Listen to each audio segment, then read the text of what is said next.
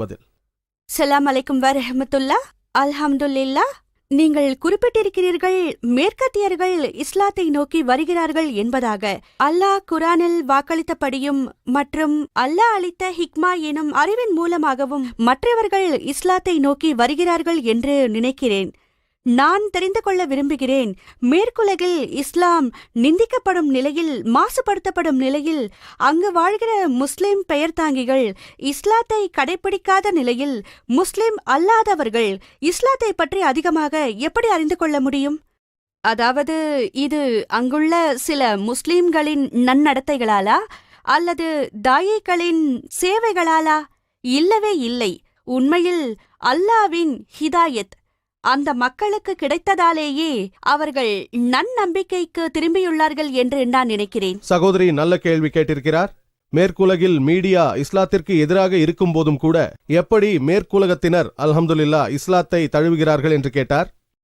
காரணம் ஹிதாயத் தான் முக்கியமானது என்று அவர் கூறினார். மிக முக்கியமானது அதுதான். தாயிக்கள் அதிகமாக அங்கு போவதனால் இருக்குமா அல்லது மேற்கத்திய முஸ்லிம்களை பார்த்து இஸ்லாத்திற்கு வருகிறார்களா என்று கேட்டார். வேறு காரணங்கள் இருக்குமா என்றும் கேட்டார். சகோதரி சரியாக சொன்னார்கள். முதலில் ஹிதாயத் தான். முஸ்லிம்களை பார்த்து எல்லோரும் மேற்கத்தியர்கள் எல்லோரும் இஸ்லாத்திற்கு வருவதாக நான் சொல்ல மாட்டேன். சகோதரர் யூசுப் இஸ்லாம் கூறியதைப் போல நான் முஸ்லிம்கள் யாரையும் சந்திக்கும் முன்பாக குர்ஆனை படித்தது நன்றாக போய்விட்டது என்றார். இல்லையென்றால் நான் இஸ்லாத்திற்கு வந்திருக்க மாட்டேன் என்றார். அது அவருடைய கருத்து. ஒருவேளை அவர் சந்தித்த முஸ்லிம்கள் அந்த அளவுக்கு நல்லவர்களாக இருந்திருக்க மாட்டார்கள். ஆனால் உலகில் பலர் வெறும் முஸ்லிம்களை பார்த்து மட்டுமே இஸ்லாத்தை தழுவியிருக்கிறார்கள். ஆகவே என் சொற்பொழிவுகளில் நான் சாதாரணமாக கூறுவேன், இஸ்லாம் நல்லதை சொல்லுகிறது, ஆனால் முஸ்லிம்களில் சிலர் ஏமாற்றுகிறார்கள், லஞ்சம் தருகிறார்கள், தீய காரியங்களை செய்கிறார்கள் என்பார்கள். நான் அவர்களுக்கு சொல்வது, கருப்பு ஆடுகள் எல்லா சமூகத்திலும் உண்டு. எல்லா சமூகத்திலும் கருப்பு ஆடுகள் உண்டு. முஸ்லிம்களிலும் பலர் லஞ்சம் கொடுக்கிறார்கள், போதைப் பொருட்களை விற்கிறார்கள். முஸ்லிம் அல்லாதவர்களை விட அதிக மது அருந்தும் முஸ்லிம்களை நான் அறிவேன். அவர்கள் அதில் தேர்ச்சி பெற்றவர்கள். ஆனால் மீடியா என்ன செய்கிறது? இந்த கருப்பு ஆடுகளை தேர்ந்தெடுத்து இவர்களே முஸ்லிம்களின் முன்மாதிரி என்கிறது. கருப்பு ஆடுகளை தேர்ந்தெடுத்து முன்மாதிரி முஸ்லிம்களாக படம் பிடித்து காட்டுவார்கள். அதன் மூலம் எல்லா முஸ்லிம்களும் குடிகாரர்கள், எல்லா முஸ்லிம்களும் ஏமாற்றுக்காரர்கள், தீமை செய்வார்கள் என்பார்கள். இதுதான் மீடியாக்களின் குற்றம். சொந்த காரணங்களுக்காக முஸ்லிம்களை அவமரியாதை செய்கிறார்கள். ஆகவே நான் அவர்களிடம் கூறுவேன், முஸ்லிம்கள் அல்ஹம்துலில்லா உலகிலே மது அருந்தாத மிகப்பெரிய சமூகம் முஸ்லிம்கள் என்று சொல்வேன். அதிகமாக தர்மம் செய்யும் சமூகமும் முஸ்லிம்கள் தான். இத்தகைய தியாகங்களை முஸ்லிம்கள் அல்லாத சமூகத்தில் நீங்கள் காண இயலாது. லஞ்ச லாவண்யம் சம்பந்தமாக, நாணயம் சம்பந்தமாக, மனிதத்துவம் சம்பந்தமாக, ஒழுக்கம் சம்பந்தமாக இந்த மேற்கத்திய மீடியாக்கள் மேற்சொன்ன கருப்பு ஆடுகளை முன்னிறுத்தி இவர்கள்தான் முஸ்லிம்கள் என்கிறார்கள். ஒரு உதாரணம் கூறுகிறேன். நீங்கள் ஒரு காரின் தன்மையை தீர்மானிக்க வேண்டுமானால், மார்க்கெட்டில் ஒரு புதிய மெர்சிடிஸ் பென்ஸ் மாடல் வந்திருக்கிறது. எது புதிய மாடல் என்று எனக்கு தெரியாது. 1998 ஆண்டு T230 ஆக இருக்கலாம். அதன் தன்மையை தீர்மானிக்க வேண்டும். ஓட்டத் தெரியாத ஒரு நபரை கொண்டு நீங்கள் அந்த மெர்சிடிஸ் காரை ஓட்ட வைக்கிறீர்கள். அவர் காரை மோதிவிட்டார். யாரை குறை கூறுவீர்கள்? அந்த காரையா அல்லது அந்த ஓட்டுநரையா? யாரை குறை கூறுவீர்கள்? அந்த ஓட்டுநரைத்தான். காரின் தன்மையை தீர்மானிக்க அந்த ஓட்டுநரை பார்க்காதீர்கள். அந்த காரின் நல்ல விஷயங்களை பாருங்கள். அதன் பாதுகாப்பு கருவிகளை பாருங்கள். பாதுகாப்பு என்றால் அதன் நம்பகத்தன்மையை பாருங்கள், அதன் வேகத்தை பாருங்கள். அதேபோல் நீங்கள் இஸ்லாத்தை கணிக்க வேண்டும் என்றால் ஆதாரபூர்வமான குர்ஆன் மற்றும் சுன்னாவை வைத்து கணிக்க வேண்டும். அதை பின்பற்றுபவர்களை வைத்து அல்ல. அப்படி செய்தால் பலர் இஸ்லாத்தை ஏற்றுக்கொள்ள மாட்டார்கள். நீங்கள் ஒரு கைதேர்ந்த ஓட்டுநரை வாகனத்தை ஓட்டச் செய்தால் சிலர் இஸ்லாத்தை ஏற்றுக்கொள்ளலாம். அல்ஹம்துலில்லா. நீங்கள் முஸ்லிம்களை வைத்து இஸ்லாத்தை கணிக்க வேண்டும் என்றால் முகமது நபி அவர்களை பாருங்கள். அன்பிற்குரிய நபி அவர்கள், அவர்தான் சிறந்த முன்மாதிரி. ஆகவே சகோதரியே, சிலர் முஸ்லிம்களை பார்த்த மாத்திரத்தில் இஸ்லாத்தை விட்டு விலகிவிடலாம். சிலர் நெருக்கமாக வரலாம். சரியாக எடை போட ஆதாரபூர்வமான மூலங்களை ஆராய வேண்டும். சகோதரி சொன்னதைப் போல மீடியா இஸ்லாத்திற்கு எதிராக இருப்பினும் கூட சல்மான் ருஷ்டி போன்ற நபர்கள் இருக்கிறார்கள். சாட்டனிக் வெர்சஸ் புத்தகத்தை எழுதியவர். அந்த புத்தகத்தை படித்தவர்களுக்கு அதை பற்றி தெரியும். ஆகவே நான் கூறுகிறேன், அல்ஹம்துலில்லா, அல்லாவின் விருப்பம். நடப்பவை எல்லாம் நன்மைக்கே. அல்ஹம்துலில்லா. அவர் இறை தூதரையும் அவர்களது மனைவிகளையும் இழிவுபடுத்தி எழுதினார். நவுதுபில்லா. ஆயினும் சல்மான் ருஷ்டியின் புத்தகங்களின் காரணமாகவே நூற்றுக்கணக்கானோர் இஸ்லாத்தை தழுவியுள்ளார்கள். அல்ஹம்துலில்லா. அல்லாஹ் வழி வைத்திருக்கிறான். சைத்தான்கள் மூலம் அவனது வேலையை வாங்க அவனால் முடியும். அவனது வழி பலவிதமாகும். அல்ஹம்துலில்லா. பல வழிகளில் தனது வேலையை செய்து முடிப்பான். பல பேர் சல்மான் ருஷ்டியின் காரணமாகத்தான் முஸ்லிம்களாக மாறினார்கள்.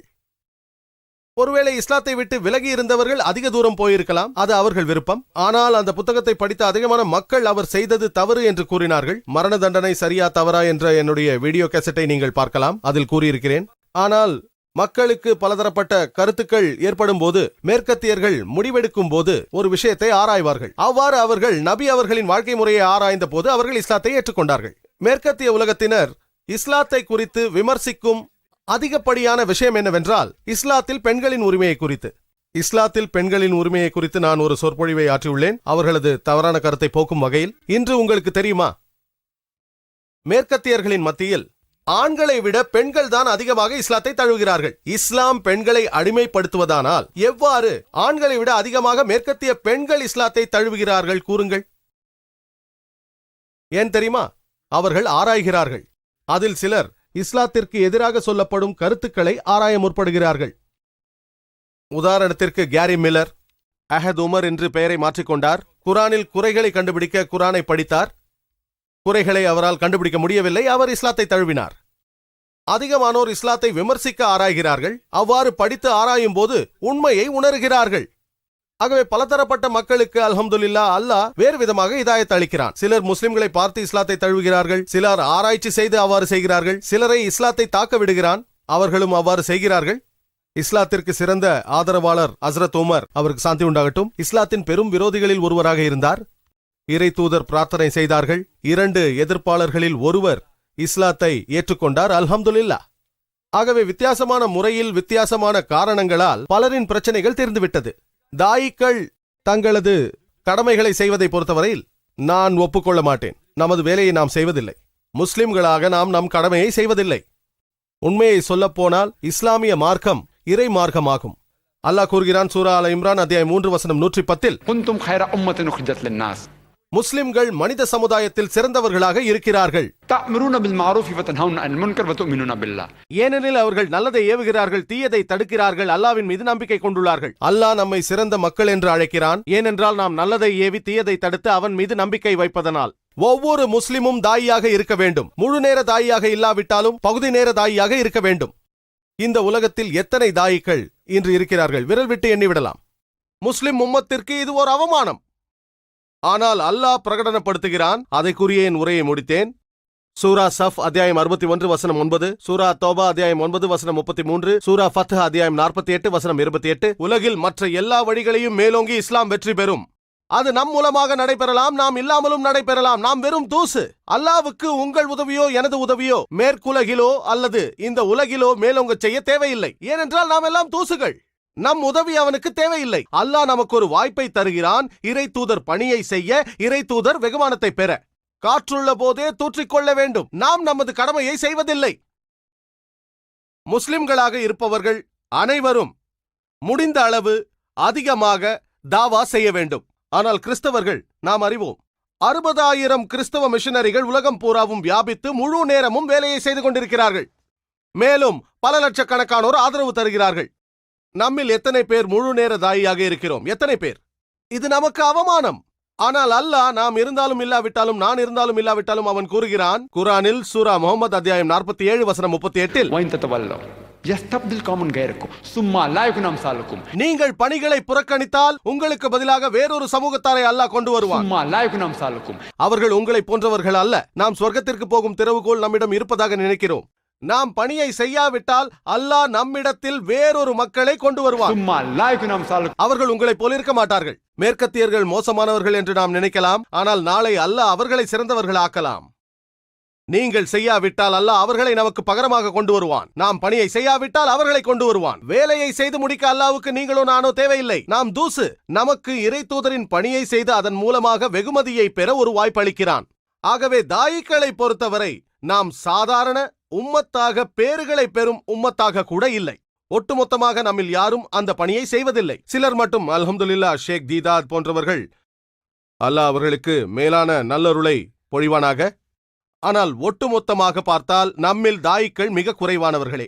ஆகவே சகோதரியே, நான் தாவா செய்வதாக நினைக்கவில்லை. அல்லாஹ் தான் அதை எல்லா வகையிலும் செய்கிறான். அவனது விருப்பப்படி நாம் குரானை பின்பற்றினால் பல லட்சக்கணக்கான தாயிக்கள், சொற்பொழிவாளர்கள் உருவாவார்கள். அதுதான் நமக்கு தேவை. இதுவே எனது பதில்.